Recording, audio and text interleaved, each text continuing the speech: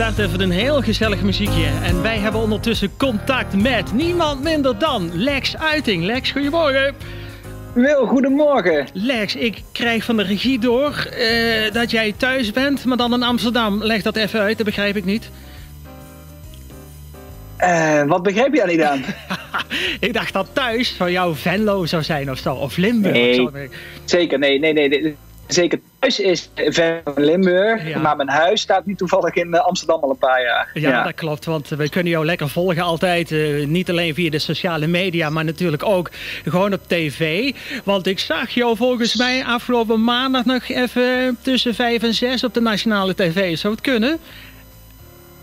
Oh ja, toen waren we uitgenodigd met de band bij Tijd van Max bij NPO 1. Ja, dat klopt. Geweldig, hè? Zeg, ik wil je toch even meenemen naar gisteravond. Toen werd bekend, weet je wel, de hele lijst van de top 2000. De top 10, die werd al meteen op die eerste avond bekendgemaakt. Toen hadden wij een nieuwe nummer 1, die Nederlander Danny Vera. Wij zijn allemaal enthousiast. Ja. Maar het leuke is, jouw plaat, Nou het Suie. Potverdomme man, dat ding dat komt lekker binnen. Heb je meegekregen waar die staat? Ja, nee, zeker. Ik heb gisteren, zag mijn vriendinnetje toevallig dat de lijst online stond. En die verblijde mij toen met het nieuws dat hij op nummer 405 staat, geloof ik. Hè? Ja, 405. Ja, ze hebben wij het ook, nummer 405. En dan wil ik toch even vragen naar jou. Ken jij toevallig minister Hugo de Jonge persoonlijk? Ja, inmiddels wel.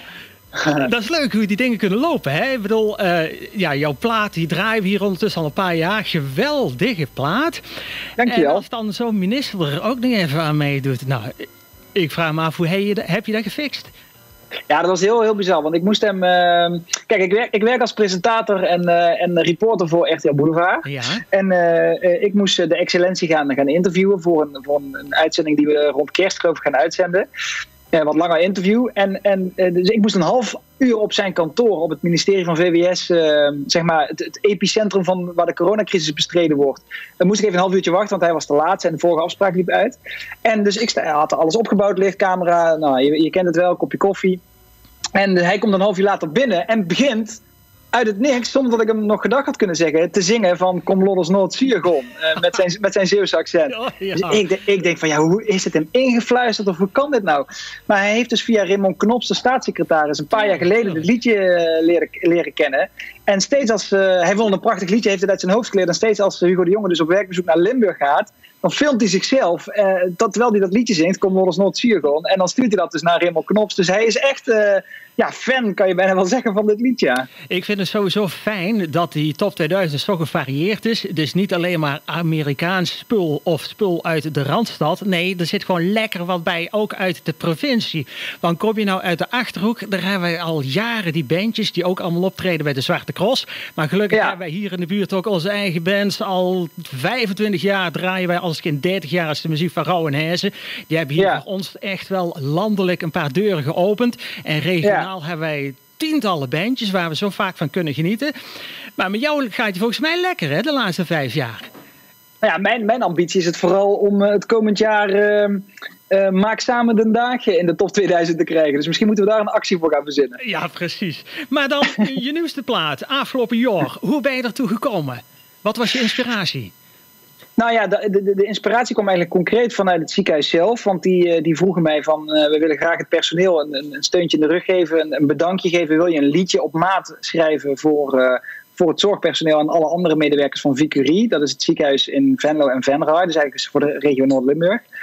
En daar zijn we mee aan de slag gegaan.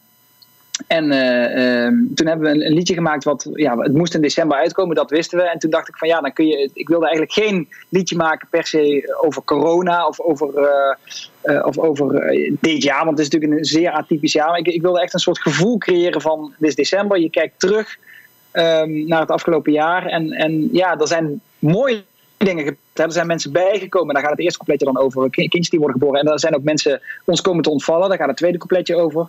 En voor de rest, in de refrein en in de bridge is het echt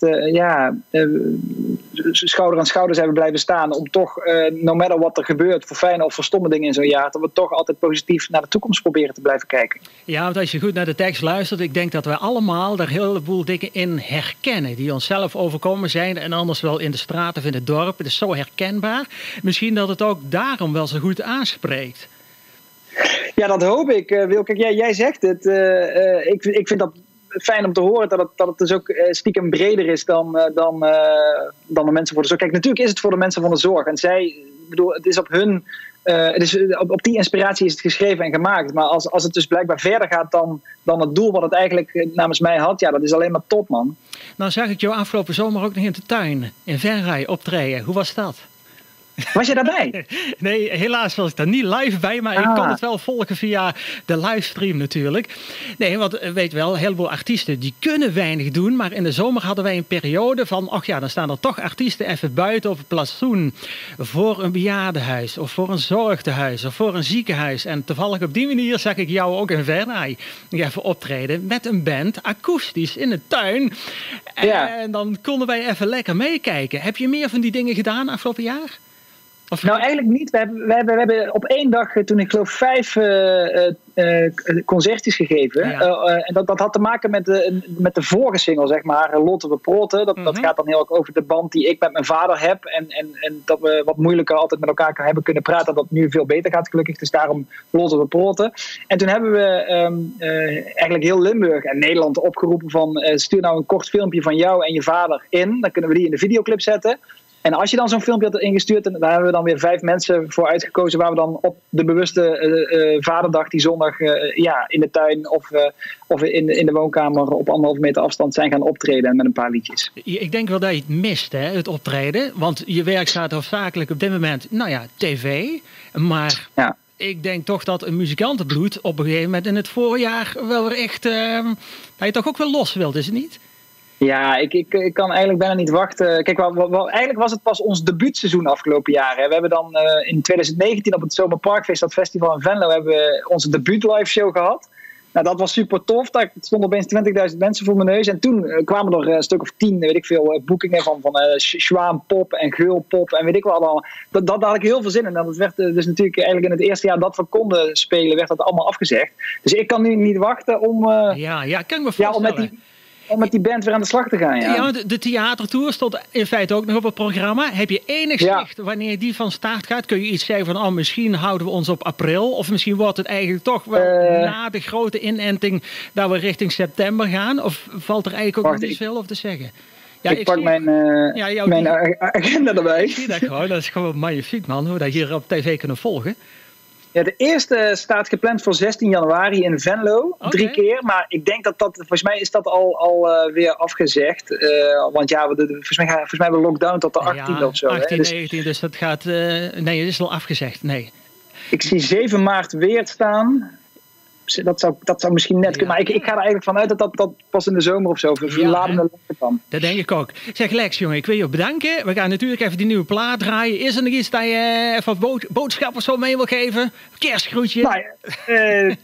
Boodschap is geen idee. Nou ja, ik hoop dat jullie het...